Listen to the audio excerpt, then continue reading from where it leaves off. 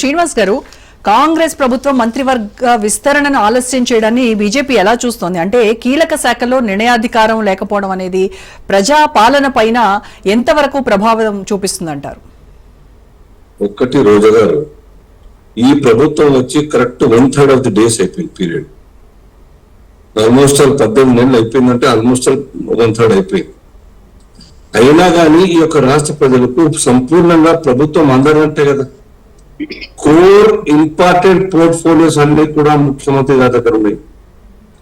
ఏ రంగంలో కూడాను ఎక్కడైతే ప్రజలకు ఇంపార్టెంట్ అంశాలు సేవలు అందాలో అవి అందకుండా ఆ యొక్క మినిస్ట్రీస్ అన్ని కూడా వాళ్ళ దగ్గర పెట్టుకోవడం జరిగింది.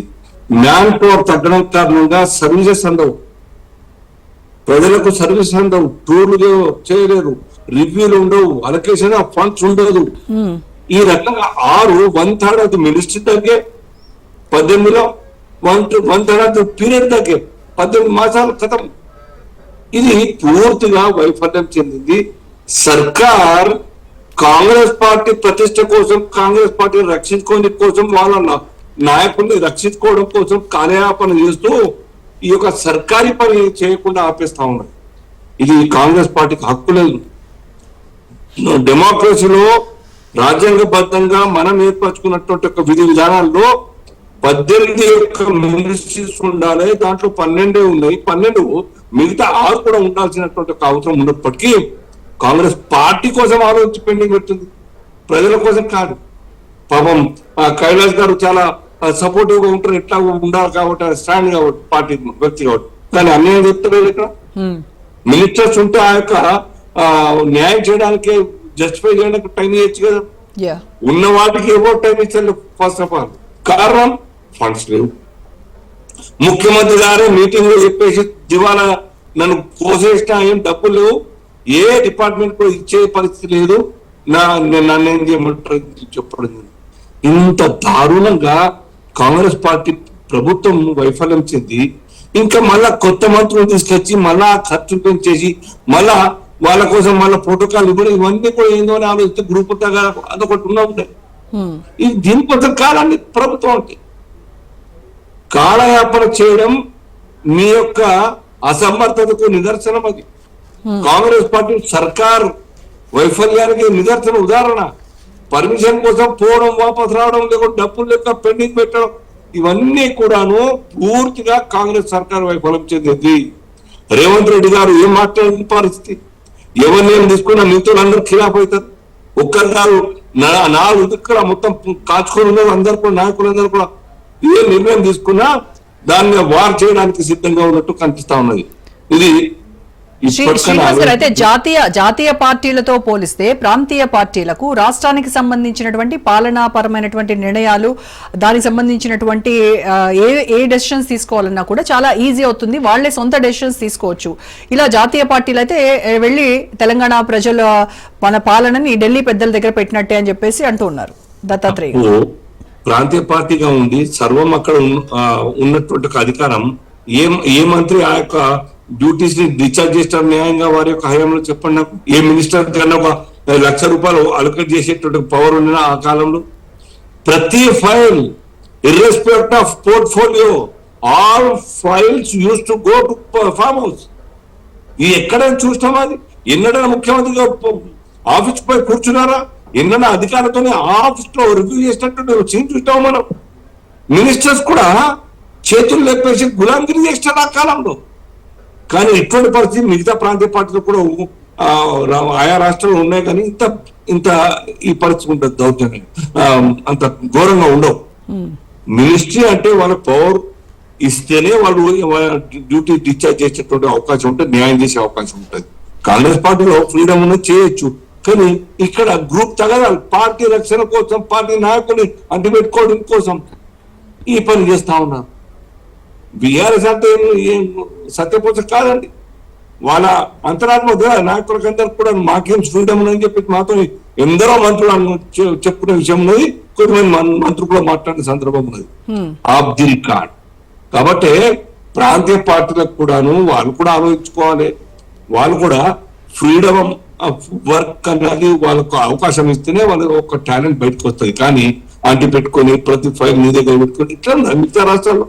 భారతీయ జనతా పార్టీ అనేక రాష్ట్రాలు 21 రాష్ట్రాల్లో అధికారం ఉన్నది, ఎవరికి వారు పనిచేస్తా ఉన్నారు.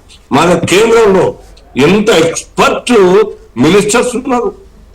ఆ ఫైల్ క్లియరెన్స్ కోసం పిఎం గారి దగ్గర పోరండి, అనేక మంత్రులు ఉన్నారు. వారి డ్యూటీ చూస్తూ రైట్ ఫ్రమ్ రిలీజియన్ నుంచి పడితే నితిన్ గడ్కరీ దాకా ప్రతి పోర్ట్ఫోలియోకు ఏ కోశాన కూడా పెండింగ్ లేకుండా సమాంతరంగా అడ్మినిస్ట్రేషన్ నడుస్తూ ఉంటాయి, మినిస్టర్స్ పనిచేస్తూ ఉంటారు.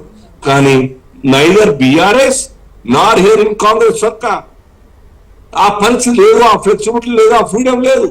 అంటే కేవలం ఇప్పుడు కాంగ్రెస్ పార్టీలో ఉన్నటువంటి అంతర్గత కుమ్ములాటలు, అంటే లైక్ ఎవరైతే ఆశించి భంగపడతారో వాళ్ళ వల్ల పార్టీకి నష్టం చేకూరేటువంటి అవకాశం ఉంది కాబట్టి దీన్ని డిలే చేస్తున్నారు అని మీరు ఆరోపిస్తున్నారు కదా. మరి బీజేపీ ఎందుకు స్టేట్ ప్రెసిడెంట్స్ ఎందుకు మీరు ఎన్నుకోవట్లేదు? ఎందుకు స్టేట్ ప్రెసిడెంట్ సర్కార్ కాదు రోజా గారు. ఈవెన్ దో మీ పార్టీలో అంతర్గతంగా ఈ విభేదాలు సృష్టిస్తాయి అని చెప్పేసి మీరు కూడా పెండింగ్ పెడుతున్నారనే విమర్శ. భారతీయ జనతా పార్టీ సంపూర్ణమైనటువంటి స్వేచ్ఛతో పనిచేసే అవకాశం ఇస్తుంది నాయకత్వానికి.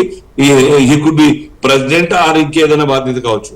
బీజేపీలో ఎప్పుడు కూడాను core committee, office bearers committee, ఇట్లా ఎగ్జిక్యూటివ్ కమిటీ రెగ్యులర్ గా ఎవ్రీ 2 months కు ఒకసారి మీటింగ్ అయితే ఉంటది.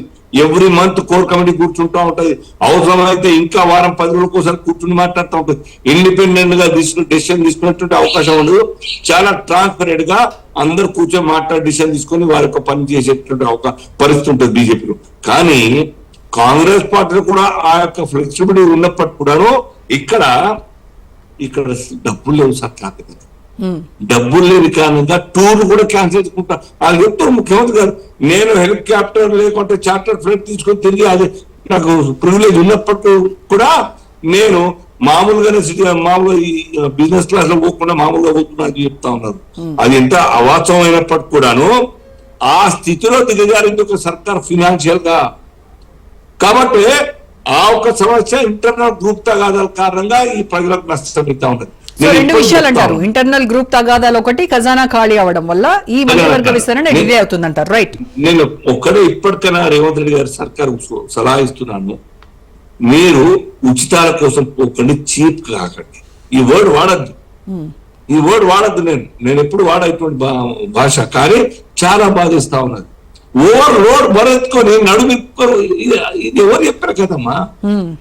కాంగ్రెస్ పార్టీ వాళ్ళ ఇమేజ్ ఎంత పోతా ఉన్నది, ఎంత కోపంతో కాంగ్రెస్ పార్టీని గెలిపించిన బీఆర్ఎస్ కోపంతో వాళ్ళు అనేక స్కీములు ఇచ్చినప్పటికీ, ₹1,00,00,000 బాకీలు తీసుకొచ్చి ₹1,00,00,000 పంచినప్పటికీ కూడాను బికాస్ ఆఫ్ డెమోక్రసీ ఆ యొక్క సర్కార్లో లేని కారణంగా, కుటుంబ పాలన కారణంగా, లేదా సెక్రటరియట్ కు రాని కారణంగా, ఇంటర్నల్ గా మొత్తం డిక్టర్షిప్ ఉన్న కారణంగా బీఆర్ఎస్ కు అన్ని స్కీములు ఇచ్చిన తర్వాత కూడా ఈ కారణాల చేత దూరం కొట్టినారు, కాంగ్రెస్ గెలిపించారు. కాంగ్రెస్ ఏదో ఉద్యమించి ప్రజా సమస్యల మీద రోడ్ల మీదకి వచ్చి ప్రాణం తెగించి బీఆర్ఎస్ మీద ఉన్నటువంటి వ్యతిరేకత కాంగ్రెస్ కి అడ్వాంటేజ్ అయిందంటారు. రైట్. కోపం మీద, బీఆర్ఎస్ మీద కోపం మీద, కేసీఆర్ గారి కోపం మీద, కేటీఆర్ గారి అహంకార ధోరణి కారణంగా, కుటుంబ పాలన కారణంగా కోపంతో ఆ స్కీములు పొంది కూడా, అంతే తప్ప రేవంత్ పైన గానీ కాంగ్రెస్ పార్టీ పైన గానీ నమ్మకం లేదు ప్రజలకి, అంతే కదా. రోజా ఇన్ని స్కీములు ఇచ్చిన తర్వాత కూడా రూరల్ బీఆర్ఎస్ గెలవలేదు. రూరల్ హైదరాబాద్ లో 15 సీట్లు గెలవడం కారణంగా ఆ ఫిగర్ కనబడ్డది. హైదరాబాద్ లో 15 out of 39, BRS 15 seats in Hyderabad itself. Right. Okay Kailash గారు. రైట్ అండి. రైట్ శ్రీనివాస్ గారు మళ్ళీ